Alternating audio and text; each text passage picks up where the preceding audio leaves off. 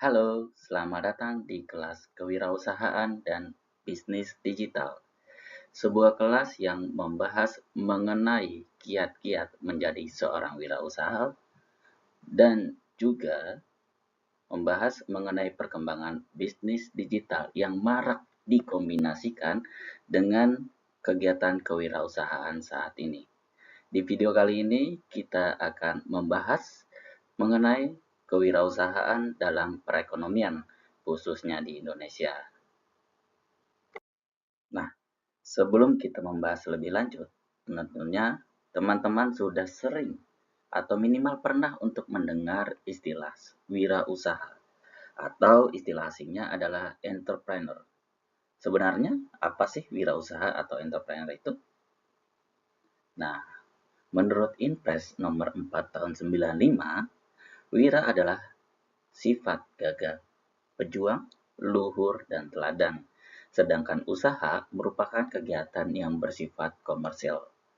Sehingga orang yang pandai menangkap peluang dan mau mengerjakan peluang tersebut sebagai suatu kesempatan untuk berkiprah dan mengimplementasikan sebuah gagasannya, itu bisa disebut wirausaha. Namun, kenyataannya yang tidak dapat dihindari dalam proses berwirausaha adalah keberanian menanggung segala risiko yang mungkin terjadi akibat kegiatan-kegiatan yang kita lakukan. Nah, sikap sebagai seorang wirausaha ini mengutamakan sebuah konsep perubahan nilai, perubahan manfaat, dan perubahan fungsi serta perubahan sistem. Termasuk di dalamnya adalah perubahan pola hidup, sosial budaya, dan politik wirausaha maupun apa yang sedang diusahakan. Nah, di Indonesia, kegiatan wirausaha erat kaitannya dengan kegiatan-kegiatan usaha yang menghasilkan profit. Usaha-usaha tersebut dimulai dari skala yang mikro, kecil, menengah maupun usaha besar sekalipun, itu juga termasuk bagian dari sebuah kegiatan wirausaha. Nah, utamanya di sektor UMKM. Ternyata UMKM berperan untuk menumbuhkan pembangunan dan ekonomi, serta memiliki kontribusi yang penting dalam mengatasi masalah pengangguran. Hal itu disampaikan oleh Sutrisno, Putra, dan Mutmainah dalam beberapa penelitiannya. Selanjutnya, UMKM di negara-negara ASEAN, tetangga kita di Indonesia, memiliki daya saing yang lebih tinggi, bukan hanya terhadap pasar di dalam negeri, tapi juga terhadap pasar di luar negeri. Yang diharapkan Indonesia juga bisa meningkatkan daya saingnya dan juga bisa meningkatkan kualitas serta kapasitasnya supaya produk-produk asli Indonesia ini mampu berbicara banyak di pasar global. Nah, masalah utama yang sering dihadapi UMKM di Indonesia ini adalah minimnya kemampuan menguasai teknologi serta kualitas sumber daya manusianya. Kemudian ada akses pemasaran yang lebih terbatas sehingga tidak bisa diakses oleh siapa saja, serta akses permodalan dan jejaring yang mungkin hanya bisa diakses oleh banyak orang yang memiliki kualitas informasi yang baik, tapi lebih banyak orang di Indonesia yang tidak memiliki kualitas informasi yang baik, khususnya di bagian permodalan dan juga pemasaran. Sehingga hal ini menyebabkan UMKM Indonesia menjadi kalah bersaing dengan negara tetangga. Sebagian besar pelaku UMKM tidak memiliki akses dan informasi ke pasar global.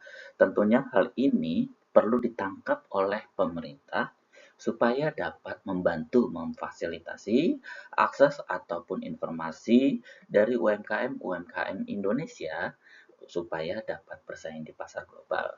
Bisnis UMKM memiliki beberapa kelemahan dalam hal operasional seperti kesulitan pemasaran, akses sumber daya manusia, sumber pembiayaan yang terbatas, kesulitan bahan baku, serta keterbatasan inovasi dan teknologi. Selanjutnya, Data dari Kementerian Koperasi dan UKM Indonesia ini memberikan gambaran data dan fakta yang cukup menarik untuk disimak.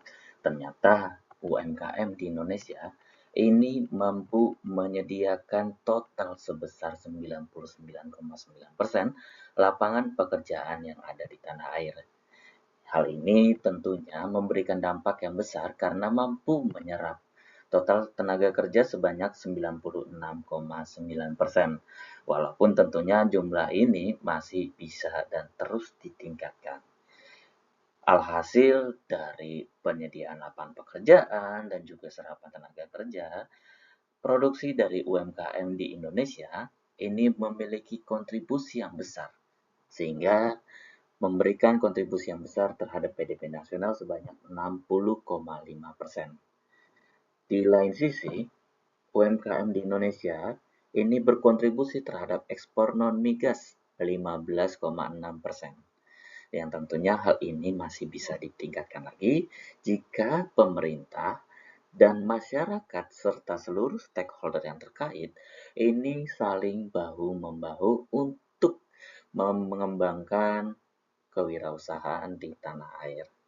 Nah, di lain sisi atau di lain pihak, ini pemerintah sudah mendata seluruh sektor usaha berdasarkan skalanya. Ini dibagi menjadi 4 skala, ada usaha mikro, kecil, menengah, dan usaha besar. Ternyata usaha mikro dengan omset tahunan hingga 2 miliar rupiah dan modal usahanya yang dikategorikan usaha mikro adalah hingga 1 miliar, ternyata tercatat sebanyak 63.955.000 usaha, yang artinya ini memegang skala sebesar 99,62% usaha mikro dari keseluruhan usaha yang tercatat di Indonesia. Berturut-turut ada usaha kecil 0,30%, kemudian ada usaha menengah, serta ada usaha besar masing-masing sebesar 0,06% dan juga 0,01%. Tentunya gambaran UMKM yang tercatat oleh pemerintah ini masih bisa ditingkatkan untuk jumlah dan kualitasnya untuk menghasilkan perkembangan perekonomian yang lebih baik lagi serta dapat mengurangi tingkat kemiskinan dan pengangguran yang ada di tanah air. Demikian video pemantik untuk sebagai pendahuluan dari kegiatan perkuliahan kewirausahaan dan bisnis digital dengan tema kewirausahaan dalam perekonomian.